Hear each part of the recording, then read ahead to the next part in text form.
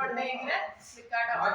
Watch വന്നിരുന്നു. എല്ലാവരും എണീറ്റേ പെട്ടെന്നാട്ടെ. Find your ട്വിന്നൽ. എടാ ഒരു സെക്കൻഡ്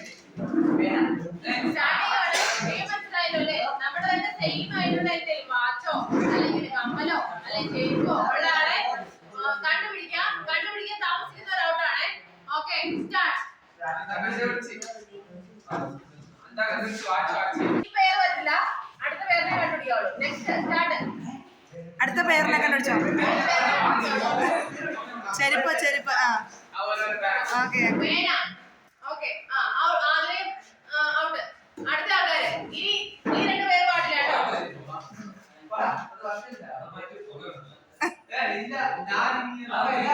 ആ രണ്ട് ചെരുപ്പും ഒരുപോലെ അതിനകത്ത്